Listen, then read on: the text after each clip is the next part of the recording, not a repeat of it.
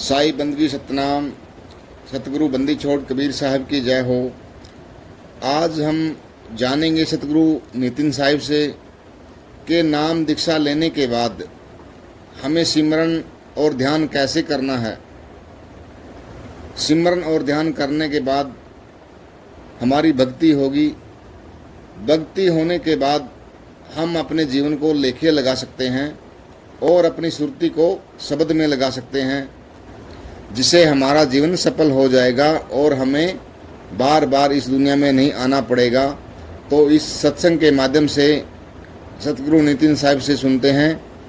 तो सत्संग को बड़े विवेक और बुद्धि को लगा के सुनना है। के भक्ति कर रहा है, किसी भी गुरु के पास कोई भी नाम लेके भक्ति कर रहा है, उसके लिए ये वाणी बहुत इंपॉर्टेंट है, क्योंकि इस वाणी के माध्यम से उसने अपने जीवन को कैसे ढालना है, एक भगत के जीवन में क्या होना चाहिए और क्या नहीं होना चाहिए, इस वाणी के माध्यम से आपको हर चीज समझ में आएगी।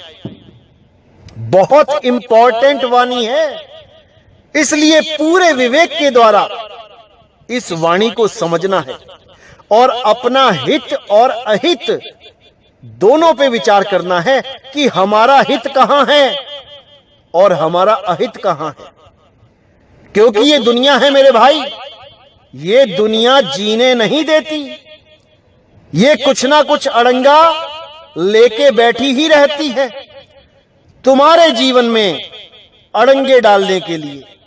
लेकिन ये तुम्हारे ऊपर निर्भर करता है कि तुम इस दुनिया के जाल में फंसोगे या नहीं, क्योंकि सारे फैसले तुमने करने हैं।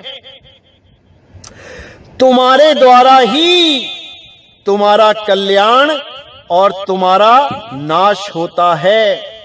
तुम ही हो जो अपना भला भी कर सकते हो, अपना बुरा भी कर सकते हो। ये ब्रह्मा जी की कलम तुम्हारे ही हाथ में है। अपना चाहे अच्छा लिख लो, चाहे अपने लिए गड्ढे खोद लो, ये सब तुम्हारे ही हाथ में है।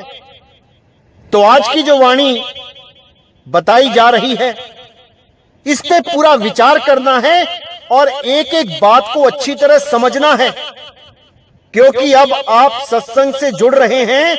आपको पता होना चाहिए कि सत्संग से जुड़ने के बाद भी, नाम दीक्षा लेने के बाद भी आपने क्या करना है और क्या नहीं करना है, किन बातों पे ध्यान देना है, किन बातों पे बिल्कुल ध्यान नहीं देना है। क्योंकि नाम दीक्षा का मकसद होता है सूरत को स्थिर करना। नाम दीक्षा ली ही इसीलिए जाती है कि हम अपनी सूरत को मालिक के चरणों में स्थिर कर सकें, ना कि नाम दीक्षा इसलिए ली जाती है कि आपके पासपोर्ट पे ठप्पा लग गया है, अब आपकी मुक्ति होनी ही होनी है। ऐसा नहीं होता भाई, सारा खेल सूरत का है। अगर सूरत संसार में फंस गई तो भाई मालिक से दूर है, और अगर सूरत स्थिर हो गई तो मालिक दूर नहीं है। इसीलिए साहिब ने बोला, अरे सूरत फंसी संसार में, ता से पड़ गई दूर, सूरत बांधी स्थिर करो, आठों पहर हुजूर। अब ये कैसे स्थिर करनी है, क्या करना है, ये तो भेदी गुरु बता देगा, लेकिन स्थिर करना तो आपने है। स्थिर कैसे होती है और अस्थिर कैसे होती है, इस पे विचार करना है। क्या वो कारण है जिसकी वजह से सूरत बार बार भटक जाती है। ध्यान करते हैं, ध्यान धरते हैं, ध्यान लगता नहीं। क्यों? क्योंकि ध्यान कहीं और फंसा पड़ा है। कैसे लगेगा? डॉक्टर ने कह दिया किडनी फेल है, 1000 रुपए की डिश खा लो, लेकिन ध्यान किडनी में है, डिश का स्वाद ही नहीं आएगा। अब करना क्या है? अब जो इस भजन में बताया जा रहा है वो करना है और पूरी लगन से करना है। पूरा विचार करके इस भजन को अपने जीवन में अपना लेना है। इस भजन के द्वारा आपकी 99% दुविधाएं खत्म हो जाएंगी। अब मात्र 1% जो बची वो आपके हाथ में है कि आपने अमल करना है कि नहीं करना है। अगर आपने इस भजन पे अमल कर लिया तो सारी दुविधाएं खत्म, 100% काम खत्म। और अगर आप इस पे अमल नहीं कर पाए तो मेरे भाई अब भटकने के अलावा और कोई रास्ता नहीं है। ऐसे ही भटकते रहोगे, जन्मों जन्मों तक भटकते रहोगे। इसलिए कबीर साहब की इस वाणी पे पूरा विचार करना है। तो आइए सुनते हैं क्या कहती है वाणी। मन की तरंग मार लो, बस हो गया भजन, आदत बुरी सुधार लो, बस हो गया भजन। आए हो तुम कहां से, जाना तुम्हें कहां है, इतना ही विचार लो, बस हो गया भजन। मन की तरंग मार लो, बस हो गया भजन।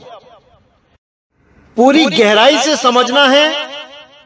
मात्र 2 लाइनें हैं, लेकिन इसके पीछे इतना बड़ा कारण है कि लोगों का भजन नहीं बन पाता। नाम दीक्षा लेते हैं लेकिन भजन ही नहीं बन पाता। फिर कहते हैं कि कुछ होता ही नहीं है। 1 साल हो गया, 2 साल हो गए, 10 साल हो गए, कुछ होता ही नहीं, कुछ बनता ही नहीं। तो वाणी क्या समझा रही है? मन की तरंग मार लो, बस हो गया भजन, आदत बुरी सुधार लो, बस हो गया भजन। जितनी भी ये गंदी आदतें हैं उसको पहले कंट्रोल करो। मीट खाते हो, मीट छोड़ो। दारू पीते हो, दारू छोड़ो। बीड़ी, सिगरेट, जर्दा, तंबाकू, गांजा, भांग, अफीम, कुछ भी नशीली चीजें हैं उसको छोड़ो। उसके बाद सूरत को स्थिर करना सीखो। अब छोटी सी बीड़ी तुम्हारी सूरत को भगा भगा के गलियों में, दुकानों पे धक्के खिलवा रही है, तो भजन क्या बनेगा? तो सूरत कैसे स्थिर होगी? इसीलिए बोला कि मन की तरंग मार लो, बस हो गया भजन, आदत बुरी सुधार लो, बस हो गया भजन। ये मन 10 बार बोल दे दिन में कि आज दारू पीते हैं, नहीं पीना। बार बार बोले बीड़ी पीनी है, नहीं पीनी। बार बार बोले गांजा पीना है, नहीं पीना। फिर देखो क्या होता है। एक दिन परेशान होगा, दूसरे दिन परेशान होगा, तीसरे दिन होगा, धीरे धीरे धीरे धीरे स्थिर होने लग जाएगा। धीरे धीरे सूरत स्थिर होने लग जाएगी, मन का साथ छोड़ देगी और फिर सूरत शब्द में स्थिर होना शुरू हो जाएगी। तो कहते हैं मन की तरंग मार लो, बस हो गया भजन, आदत बुरी सुधार लो, बस हो गया भजन। आए हो तुम कहां से, जाना तुम्हें कहां है, इतना बस विचार लो, हो गया भजन। तुम इस देही में आए कहां से हो और देही छोड़ के कहां जाओगे, तुम इस पे विचार कर लो, बस हो गया भजन। कहां परमात्मा को ढूंढने के लिए बाहर भटक रहे हो, कहां गलियों गलियों में, नदियों नालों में ढूंढ रहे हो, कहां बन बन में ढूंढ रहे हो। अरे भाई, वो तुम्हारी आत्मा में विराजमान है, वो तुम्हारे घट में है और तुम उसे बाहर ढूंढते हो। वो ऐसे कभी नहीं मिलने वाला। उसको खोजना है तो पहले खुद की खोज करो। खुद को जानो मैं क्या हूं। क्या मैं 5 तत्वों का शरीर हूं? बिल्कुल नहीं। जब तक मैं खुद को नहीं जान पाया तब तक मैं परमात्मा को नहीं जान पाऊंगा, क्योंकि मेरा परमात्मा मेरी आत्मा में वास करता है। अरे तेरा साईं तुझ में है, जाग सके तो जाग। तेरे शरीर में नहीं है, तेरी आत्मा में है। पहले आत्मा का ज्ञान पकड़ो, आत्म ज्ञान को जानो, आत्म ज्ञान को पहचानो, तब जाके उस मालिक का दीदार होगा। इससे कोई फर्क नहीं पड़ता कि आप हिंदू हो, आप मुसलमान हो, आप सिख हो, आप ईसाई हो। अरे भाई, जो हड्डी हिंदू में है वही हड्डी मुसलमान में है, जो खून हिंदू में है वही मुसलमान सिख ईसाई में है, जो 5 तत्वों का शरीर हिंदू ने लिया है वही 5 तत्वों का मुसलमान सिख ईसाई लेके बैठे हैं।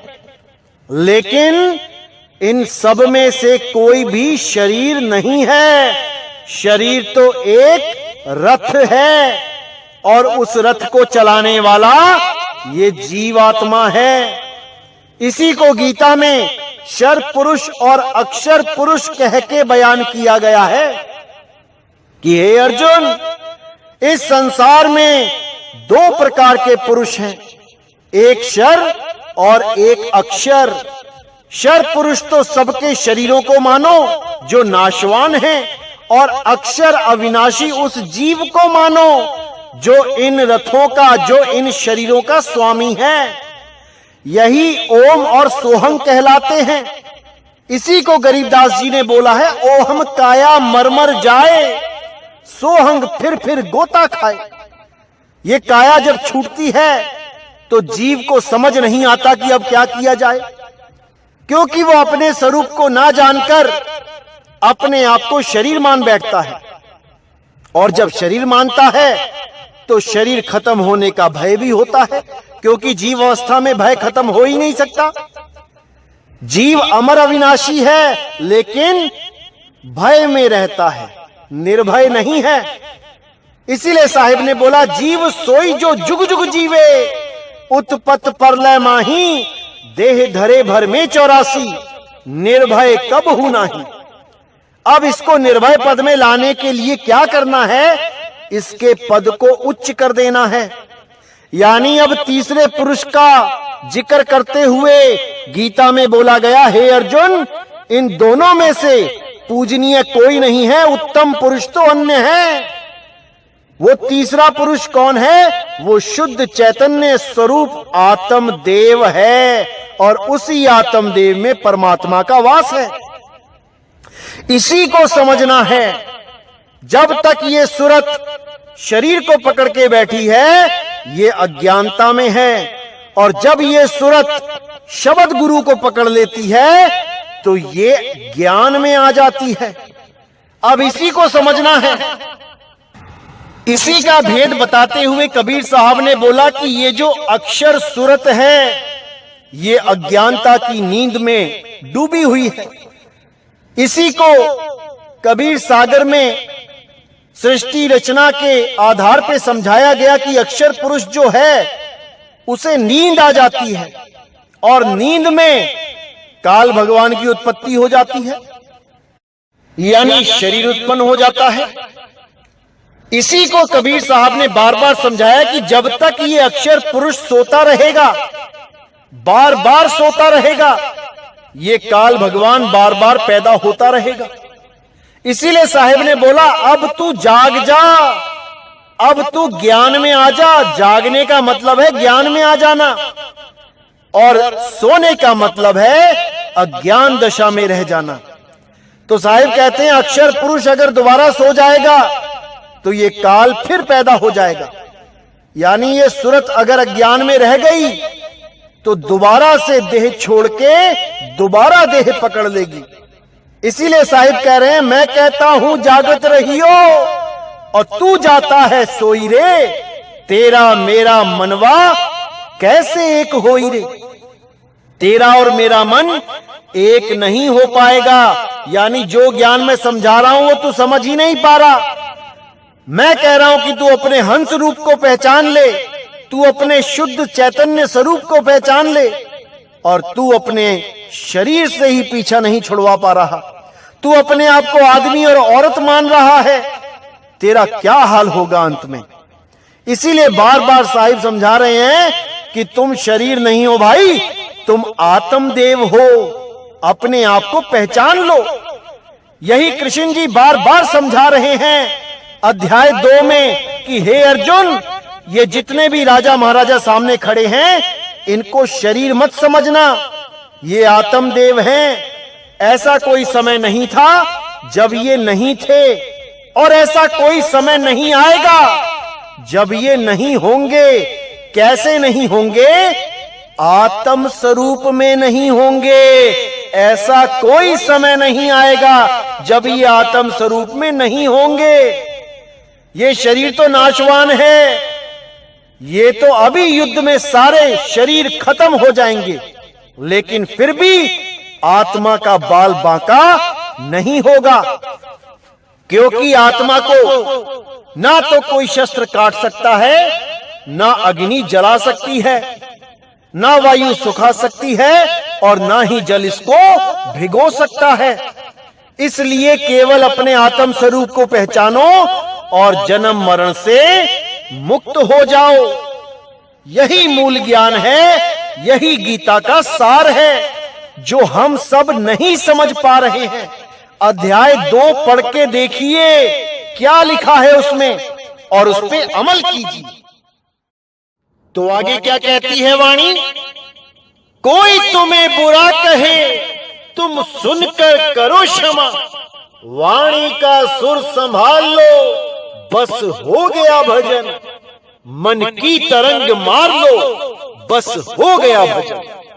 अब यहां साहिब ने बिल्कुल क्लियर कर दिया कि कोई तुम्हें बुरा कहे। सबसे इंपॉर्टेंट बात यही है मेरे भाइयों, क्योंकि हमारी जो सूरत है वो स्थिर इसलिए नहीं हो पाती क्योंकि हमें परमात्मा से ज्यादा दुनिया की चिंता रहती है। हमें यह नहीं लगता कि मैं भजन पे नहीं बैठूंगा या मैं भक्ति नहीं करूंगा तो परमात्मा क्या कहेंगे। हमें इससे ज्यादा फर्क पड़ता है कि हमारे बारे में दुनिया ने क्या कह दिया। हाय किसी ने मुझे कहीं गाली तो नहीं दे दी, हाय किसी ने मेरी कहीं बेइज्जती तो नहीं कर दी, हाय किसी ने मेरे लिए कहीं कुछ गलत तो नहीं बोल दिया, मेरी इज्जत का क्या बनेगा।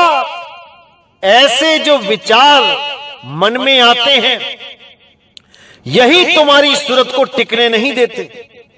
साहिब कह रहे कोई तुम्हें बुरा कहे तुम सुनकर करो क्षमा। एक सत्संगी का जीवन कैसा होना चाहिए? अगर कोई उसके बारे में झूठ सच बोल भी देता है, खुंदक में आके या मानो गुस्से में आके अगर किसी ने तुम्हारे बारे में बुरा बोल भी दिया तो तुम्हारा क्या चला गया, क्या बुरा हो गया तुम्हारा? अरे 52 अक्षर ही हैं। जब वो तुम्हारी तारीफ कर रहा था तब तुम्हारा मन खुश हो रहा था, और जब उसी आदमी ने तुम्हें 4 बातें सुना दी तो तुम्हारा मन दुखी हो गया। इसका मतलब कि तुम अभी मन से ऊपर उठे ही नहीं हो। अभी तुम्हें सुख और दुख यानी मन के नीचे की अवस्थाएं विचलित कर रही हैं। अभी तुम आत्मज्ञान की ABCD भी कवर नहीं कर पाए और बातें कर रहे हैं बड़ी बड़ी। तो इसीलिए साहिब ने कहा कि अगर कोई तुम्हें गलत बोल भी रहा है तो तुम उसको क्षमा कर दो, क्योंकि क्षमा से बड़ा इस दुनिया में और कुछ नहीं है। जो सबसे बड़ा दान है वो क्षमा दान है। अगर आप किसी को क्षमा करोगे तभी मालिक आपको क्षमा करेंगे। अरे आपने कितने पाप किए हैं, आपने कितने लोगों का दिल दुखाया है, अगर गिनने में आ जाओगे तो पूरा जीवन निकल जाएगा। और अगर तुम किसी एक को भी क्षमा नहीं कर सकते तो ये आस मत लगाना कि परमात्मा तुम्हें क्षमा करेगा, तुम्हें भी सारा हिसाब देना पड़ेगा। इसलिए मेरे भाइयों, अगर आपको कोई कुछ गलत बोल भी देता है तो आप उसको सुनकर क्षमा कर दो। आप उससे बहस मत करो, आप उसको पलट के जवाब मत दो। अरे आवत गाली एक है, उल्टत होए अनेक, कहे कबीर नहीं उल्टिए। वो रही एक की एक सच्चे संत की, एक सच्चे भगत की ये निशानी है कि वो कभी भी अपने निंदकों की पलट के बुराई नहीं करता, वो निंदक को प्रेम करता है। अरे निंदक नियरे राखिए, आंगन कुटी छवाए, बिन साबुन पानी बिना निर्मल करे सुहाए। क्योंकि ये दोहे बोलने तो आसान है, हर कोई ये बोल देता है निंदक नेड़े राखिए, लेकिन जब किसी की निंदा होती है तब उसकी शक्ल देखो, मुंह लटक जाता है नीचे को कि हाय मेरे बारे में ऐसा कैसे कह दिया किसी ने। क्यों? क्योंकि वो अभी मन की गुलामी से ऊपर नहीं उठ पाया है। वो केवल बोल रहा है कि आत्मा को कोई मार नहीं सकता, आत्मा को कोई काट नहीं सकता। अरे भाई, आत्मा को कोई दुखी भी नहीं कर सकता, आत्मा का कोई अपमान भी नहीं कर सकता, आत्मा को कोई जलील भी नहीं कर सकता। कितना ही जोर क्यों ना लगा ले, आत्मा को कुछ नहीं होता, क्योंकि आत्मा सुख दुख से परे है। ये मन सुख और दुख में फंसा है। अगर किसी की कड़वी बातें सुन के आपको दुख होता है तो समझ जाना अभी भक्ति नहीं बन रही है, अभी बहुत कुछ करना पड़ेगा। अगर किसी के कड़वे वचन सुन के तुम्हें रातों को नींद नहीं आ रही तो समझ जाना अभी दिल्ली बहुत दूर है। याद रखना मेरे भाइयों, खोद खाद धरती सहे और कांट छांट बनराए, कटु वचन साधु सहे और से सहा ना जाए। असली साधु वो होता है जो सारी दुनिया के कड़वे वचन अपने दिल पे सह सकता है, और जो कुछ कड़वे वचन ही नहीं सह पाया वो काहे का साधु है। वो केवल कपड़े पहन के साधु बन गया, अभी उसके दिल में मान बढ़ाई की इच्छा है, अभी उसके दिल में मान सम्मान की इच्छा है। जिस दिन वो मान सम्मान अपमान से ऊपर उठ गया उस दिन वो साधु कहलाएगा, उस दिन वो संत कहलाएगा। अगर उसको एक आम आदमी अपने कड़वे वचनों से हिला दे तो मेरे भाई अभी वो साधु नहीं है, अभी वो संत नहीं है, अभी वो भगत भी नहीं है। अरे एक आम भगत भी इतनी ऊंची अवस्था में पहुंच जाता है कि सारी दुनिया की निंदा अकेला सह सकता है। अरे कबीर साहब कहते निंदो निंदो मोको लोग निंदो, अरे निंदा हमको बहुत प्यारी, निंदा बाप निंदा महतारी। निंदा ही मेरे माँ है, निंदा ही मेरे बाप है। मुझे जितना निंदना है निंदा कर लो, क्योंकि हमारे कपड़े निंदक धोवे, हमारे मैले कपड़े केवल निंदक धो सकता है। और उस निंदक को बलिहार जाता हूं जो हमारी निंदा करता है, क्योंकि इतना समय कहां है किसी के पास जो एक दूसरे की बातें कर सके। लेकिन वो निंदक अपने सारे काम धाम छोड़ के हमारी निंदा कर रहा है। धन्य भाग हमारे जो ऐसा निंदक हमें मिला, जो दिन रात मेरा नाम जप रहा है। कितना प्रेम करता है वो अंदर, कोई नहीं जान सकता उसके प्रेम को। दिन रात उसे केवल हमारे ही सपने आते हैं कि मैं कैसे करके पूरा दिन इसकी निंदा कर दूं, पूरा दिन इसके नाम को बदनाम करूं। सोचो कितना प्रेम है उसके दिल में। तुम्हारे अलावा वो किसी को चाहता ही नहीं है। अपनी माँ को भूल गया, अपने बाप को भूल गया, खाना पीना नौकरी दुकान चाकरी सब भूल गया, केवल तुम्हें याद कर रहा है। सोचो कितना प्यार है उसके दिल में। ऐसा बंदा मिलेगा कहीं जो सब कुछ छोड़ के केवल तुम्हें याद कर रहा है। वही तुम्हारा हितैषी है, वही तुम्हारा सच्चा प्रेमी है। जैसे राम को इतना तो शबरी ने भी याद नहीं किया होगा जितना रावण याद करता था। दिन रात एक ही काम था, राम राम राम, बस, और उसे कुछ याद नहीं रहता था। इसी प्रकार हमारे निंदक हमारे सबसे प्रिय मित्र हैं, उनसे ज्यादा प्यारा हमें कोई नहीं, कोई नहीं। और जिसने भी हमसे नाम लिया हुआ है उसको भी अगर हमारी निंदा सुनने को मिलती है तो उसको हजम करो, उसको हजम करो। विचलित नहीं होना है, नाराज नहीं होना है, गुस्सा नहीं आना चाहिए किसी पर भी, केवल तरस आना चाहिए, केवल तरस आना चाहिए। तरस खाओ उन लोगों पे जो निंदा कर रहे हैं। तुम्हारे मुंह से कोई कड़वा वचन नहीं निकलना चाहिए। मुझे कभी भी ऐसा पता नहीं लगना चाहिए कि हमारा कोई शिष्य किसी निंदक से कहीं बहस कर रहा है, बिल्कुल भी नहीं। ये काम एक सच्चे कबीर पंथी का हो ही नहीं सकता। जो भी कबीर पंथ में है, इस भजन को अच्छी तरह समझ लो, इस भजन को अपने जीवन में ढाल लो, क्योंकि ये पहली सीढ़ी है। अगर इतना भी तुम नहीं कर पाए तो मेरे भाई आगे भक्ति बन ही नहीं पाएगी। क्योंकि जैसे ही तुम सूरत को स्थिर करना शुरू करोगे, कोई ना कोई काल का दूत आके तुम्हें एक गाली दे देगा और तुम्हारी सारी भक्ति जीरो।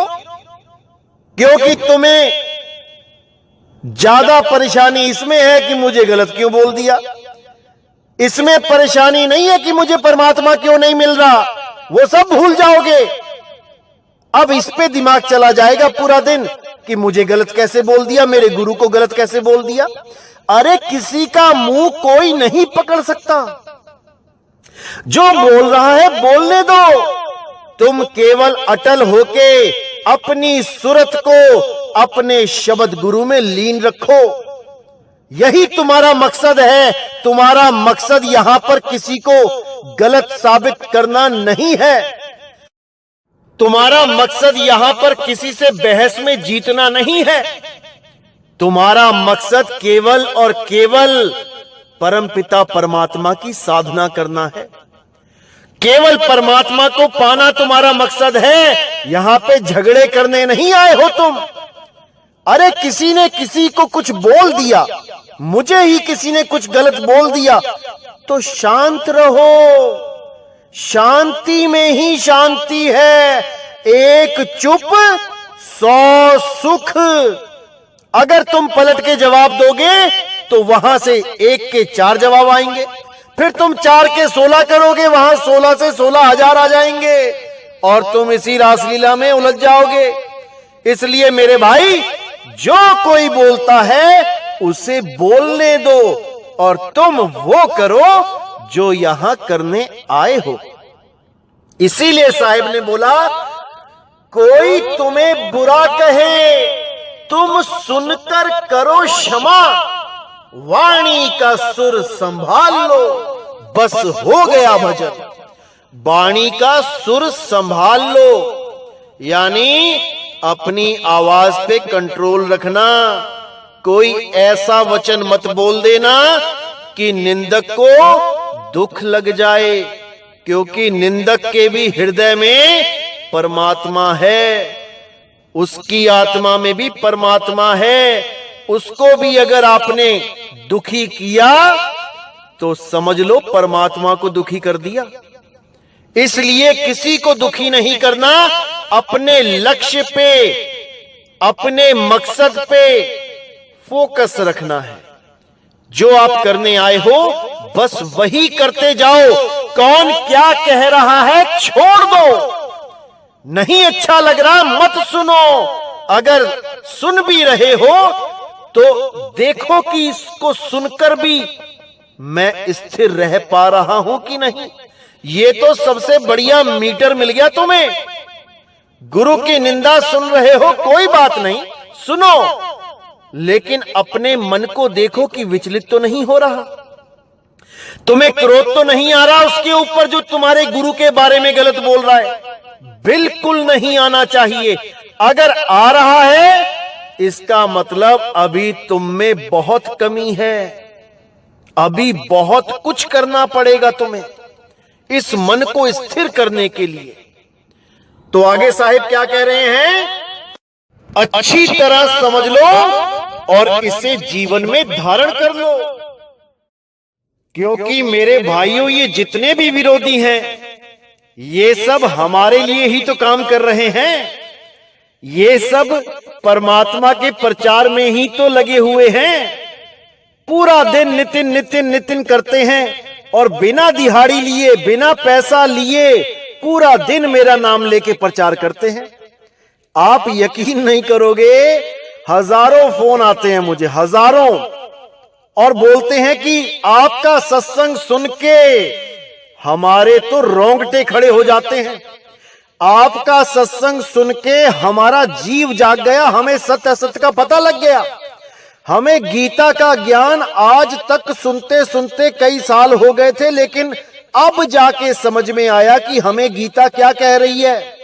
हमें गुरु ग्रंथ साहब का ज्ञान अब समझ में आया, बाइबल अब समझ में आ रही है, कबीर साहब की वाणियां अब समझ में आ रही हैं। और जब मैं इनसे पूछता हूं भाई तुम्हें ये सत्संग किसने भेजे, क्या कोई तुम्हारा रिश्तेदार है जिसने यहां नाम लिया हुआ है हमारे यहां से, उसने भेजे, या कोई तुम्हारा मित्र है? तो वो कहते हैं अरे नहीं भाई ऐसा कुछ नहीं है, हमने तो फेसबुक और व्हाट्सएप पे और यूट्यूब पे आपके नाम के आगे गंदी गंदी गालियां उल जलूल लिखा हुआ देखा और बहुत से लोग आपके खिलाफ बोल रहे हैं। तो हमें लगा कि आखिर ये कौन है, किसको इतना बुरा बोला जा रहा है, आखिर क्या कर दिया इस भाई ने।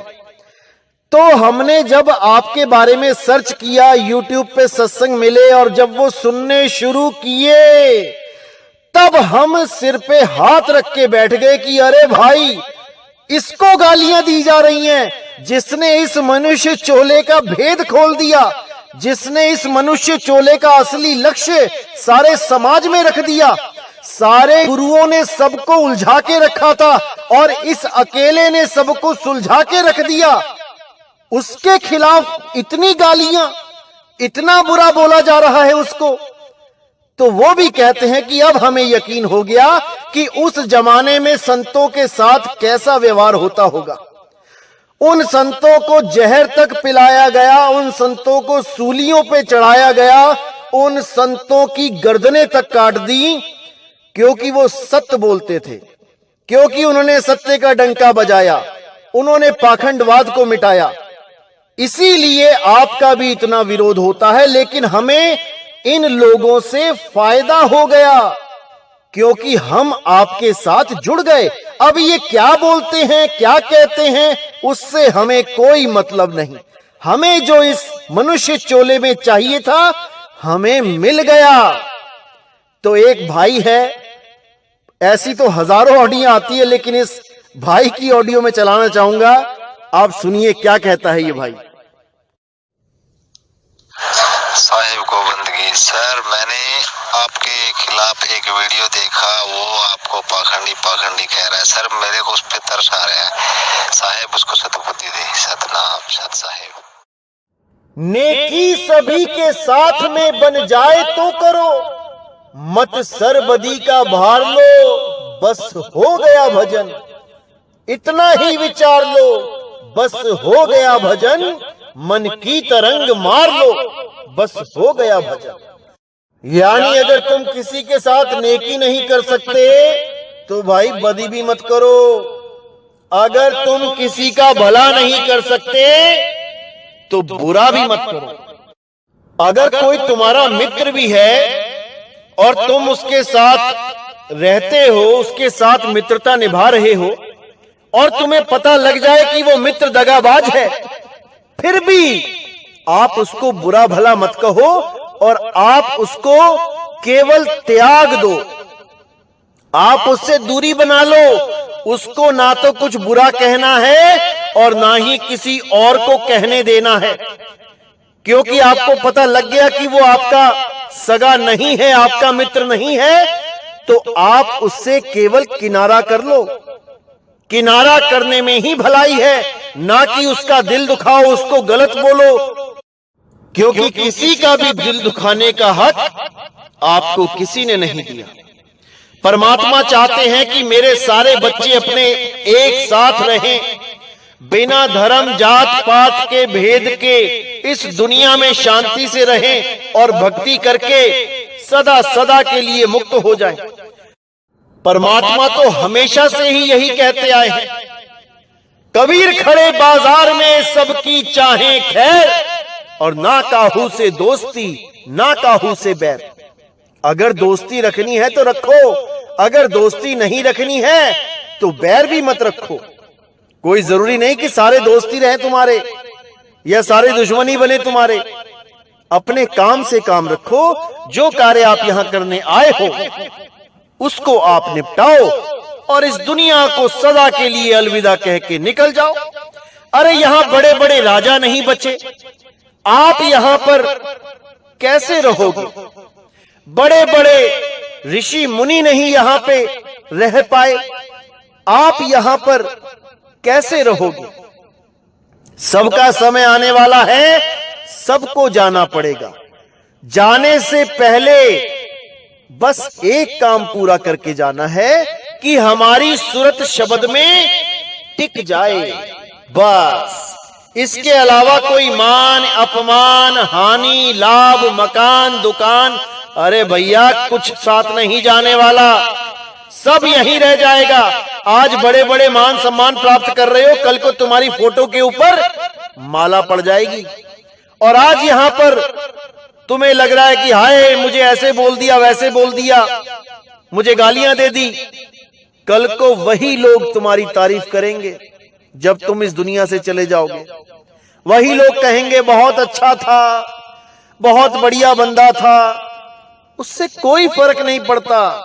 तुम यहां पर मान और अपमान इकट्ठा करने नहीं आए हो, तुम यहां पर केवल अपना बिगड़ा हुआ कार्य संवारने आए हो। जो सूरत तुम्हारी भटक गई है उसको स्थिर करने के लिए आए हो। इसीलिए इंसानी चोला मिलता है, और कोई चोला इसीलिए नहीं मिला आपको ताकि आप इस कार्य को इस बार पूर्ण कर पाएं। लेकिन हम छोटी छोटी बातों से विचलित हो जाते हैं। इसलिए मेरे भाइयों, अच्छी तरह इस चीज को समझ लो कि इन चक्करों में नहीं पड़ना है। कोई कुछ बोलता है, बोलने दो, उसका मुंह है, परमात्मा ने उसको बोलने की ताकत दी है। वो अच्छा बोल रहा है या बुरा बोल रहा है, वो सच बोल रहा है या वो अपने मन की भड़ास निकाल रहा है, झूठ बोल रहा है, बिना सबूतों के बात कर रहा है, करने दो। तुम्हें कोई फर्क नहीं पड़ना चाहिए। तुम केवल भक्ति करो, अपने मालिक को याद करो, बाकी सब उस परमात्मा पे छोड़ दो। वो बद्दी छोड़ है, वो जानी जान है, वो सब जानता है। तो आगे क्या कहती है वाणी? सिद्धांत साफ साफ सदगुरु कबीर का, निज हंस रूप धार लो, बस हो गया भजन, मन की तरंग मार लो, बस हो गया भजन। यानी यहां पे बिल्कुल साफ क्लियर कर दिया मालिक ने कि हमारा एक ही सिद्धांत है इंसानी चोले का, कि अपने निज हंस स्वरूप को धारण कर लो। जो शरीर तुमने धारण कर लिया है वो ही तुम्हारी भूल है। अब इस भूल को हमने ठीक करना है। कैसे कर पाएंगे? जब हम अपने निज स्वरूप को प्राप्त कर पाएंगे। और निज स्वरूप को प्राप्त करने के लिए हमें एक भेदी गुरु की जरूरत पड़ती है, जो हमें हमारा ही भेद बताता है कि क्या है हमारा निज स्वरूप और क्या है हमारा देह स्वरूप। क्योंकि देह स्वरूप को जब तक आप अपना स्वरूप मानोगे, मुक्ति कभी नहीं मिल सकती। क्योंकि जैसे ही देह छोड़ने की बात आएगी, आप एकदम विचलित हो उठोगे कि मैं शरीर कैसे छोड़ूं, मैं शरीर को छोड़ के कहां जाऊं, चाहे कोई किसी भी धर्म का क्यों ना हो, विचलित हो जाएगा। उसको समझ नहीं आएगा अब क्या करूं, कौन सा मंत्र जपूं, किसके पास जाऊं। लेकिन अगर भेदी गुरु उसके जीवन में आ चुका है तो वो उसको तरीका बता देगा कि बेटा जैसे ही अंत समय आएगा तुमने वो करना है जो मैं तुम्हें समझा रहा हूं। उसके बाद केवल शरीर को त्यागना शेष रह जाता है। अपने स्वरूप को प्राप्त करके इस शरीर को केवल त्यागना है, मरना नहीं है। कोई नहीं मरेगा, केवल इस शरीर को त्यागेगा। और त्याग के कहां जाना है ये भेदी सतगुरु आपको बता देगा। अब आपका आना जाना सदा के लिए समाप्त हो जाएगा। साहिब कहते हैं, अरे कहां से आया कहां जाएगा, खबर करो अपने तन की। अरे सतगुरु मिले तो भेद बतावे, खुल जावे अंतर खिड़की। वो ज्ञान रूपी चक्षु खुल जाएगा और तुम्हें समझ में आ जाएगा कि मैंने कहां जाना है। और उसके बाद कोई भी शरीर धारण करने की आवश्यकता ही नहीं रह जाएगी, क्योंकि उसके बाद ना कहीं आना ना कहीं जाना, आपे में आप समाना। और कैसे समाओगे? विहंगम चाल से। अब ऐसे भी कई अज्ञानी जीव हैं जो ये बोलते हैं कि नितिन दास कहता है ना कहीं आना ना कहीं जाना, आपे में आप समाना, और फिर पक्षी की तरह उड़ा भी देता है विहंगम चाल से। पक्षी तो उड़ के चला गया। अरे मेरे भाई, पक्षी तो पहले ही उड़ के गलत जगह बैठा हुआ है।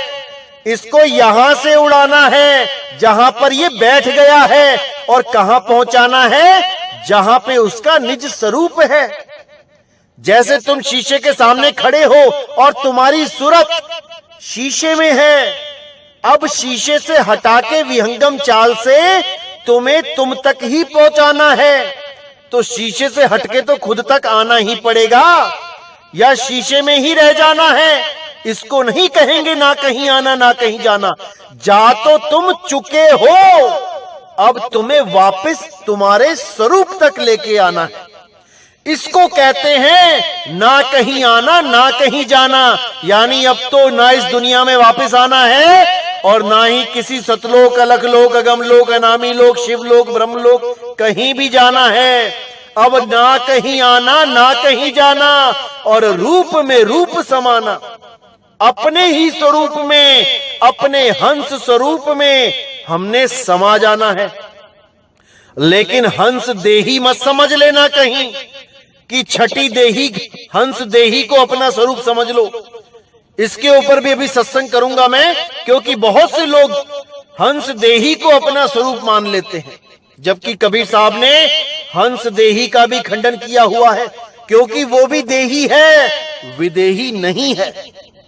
तो मेरे भाइयों, अच्छी तरह समझना है, ये भजन बहुत इंपॉर्टेंट है मालिक का, ये वाणी बहुत जरूरी है।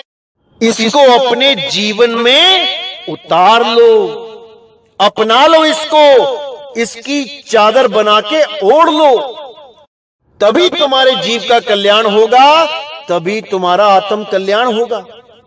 तो मेरे भाइयों, हर चीज को गहराई से समझना है और अपने आप को स्थिर रखना है सदा सदा के लिए। तो उम्मीद करता हूं कि मेरी बात आप समझ गए होंगे मैं क्या कहना चाह रहा हूं। अच्छी तरह समझ लो, विरोधी आएंगे, बहुत कुछ बोलेंगे, क्योंकि अब सत्य प्रकट हो चुका है। अब इस सत्य को आपने परखना है और सत्य से जुड़ना है। बाकी कौन क्या बोलता है, इससे आपको 1% भी फर्क नहीं पड़ना चाहिए। तब तो आप भक्ति कर सकते हो, वरना आपके बस की बात नहीं है कि आप यहां से मुक्त हो पाओ। अरे कबीर साहब ने 52 कसनियां दी हैं, आपको 52 अक्षरों की कसनी देनी पड़ेगी, 52 अक्षरों को सहना पड़ेगा, नहीं तो मन ऐसे ही विचलित होता रहेगा। कई लोग फोन करते हैं, जी पहले बहुत अच्छा ध्यान लग रहा था, अब ध्यान नहीं लग रहा। तो मैं पहले यही बात पूछता हूं, क्या भाई घर में किसी का कोई झगड़ा हो गया, या घर में कोई ऐसी विपत्ति आ गई, या कोई परेशानी आ गई, कोई बीमार हो गया या ऐसा कुछ, तो कहती हैं, कुछ लेडीज कहती हैं, हाँ हमारी सास से अनबन हो गई, सासू माँ हमें टोकती रहती है, हमें कुछ ना कुछ नोक झोंक करती रहती है, उसकी बातें हमसे सहन नहीं होती हैं। अरे भाई, अगर उसकी बातें ही नहीं तुम सहन कर पा रहे हो तो तुम भक्ति क्या करोगे? तुम अपनी सास की बात सहन नहीं कर पा रहे हो, जिसने तुम्हें अपना लड़का दिया, अपना घर दिया, और मरने के बाद अपनी जमीन जायदाद, अपने गहने भी तुम्हारे लिए छोड़ जाएगी। तुम उस सास की बात नहीं सह पा रहे हो, तो तुम दुनिया की बातें कैसे सहोगे जो तुम्हें चवन्नी भी नहीं देगी? दुनिया तुम्हें चवन्नी भी नहीं देगी और तुम्हारी खाल खींच लेगी बातें सुना सुना के। तब तुम कैसे सहन करोगे जो तुम्हें अपने घर में ही थोड़ी सी बातें सुन के विचलित हो जाते हो? हर चीज को सहो, बातों को सहो। कोई ताना मार रहा है, सहो। हां, कोई अत्याचार कर रहा है, वो मत सहो। कोई तुम्हें शारीरिक कष्ट दे रहा है, वो मत सहो। अगर तुम सच में भगत बनना चाहते हो तो तुम्हें 52 अक्षरों की कसनी देनी पड़ेगी। चाहे एक कान से सुन लो मेरे भाई, चाहे दूसरे कान से सुन लो। लोगों की गालियां सहो, लेकिन तुम्हारे मुंह से एक भी गलत शब्द नहीं निकलना चाहिए। उस आदमी के बारे में तुम्हें कुछ नहीं बोलना है जो तुम्हें गलत बोल रहा है। फिर देखो कि तुम्हारे मन में कैसी स्थिरता आती है। फिर देखो कि कैसा भजन बनता है। फिर देखो कि दुनिया की परवाह कैसे तुम्हारे दिमाग से निकलती है और एक मालिक के साथ कैसे जुड़ते हो। तब तुम्हें जीवन में आनंद आएगा, तब तुम समझ पाओगे कि भक्ति क्या होती है। अभी केवल बातों की भक्ति है कि मैंने नाम ले लिया, मैं भगत बन गया। अरे परीक्षा तो अभी शुरू हुई है मेरे भाई, अभी तो परीक्षाएं बहुत सी देनी हैं। देखते जाओ क्या क्या होता है। तो आज का सत्संग मैं यही समाप्त करता हूं और उम्मीद करता हूं कि आप इस भजन को बार बार सुने और अपने जीवन में उतार लें। तो इसी के साथ मैं आज का सत्संग समाप्त करता हूं। बोलिए सतगुरु बंदी छोड़ वैराग साहिब की जय। बोलिए सतगुरु बंदी छोड़ मदन साहिब की जय। बोलिए सतगुरु बंदी छोड़ मेरे सतगुरु सत्य कबीर साहिब की सदा ही जय हो, सदा ही जय हो। मेरे मालिक की साहिब बंदगी सत न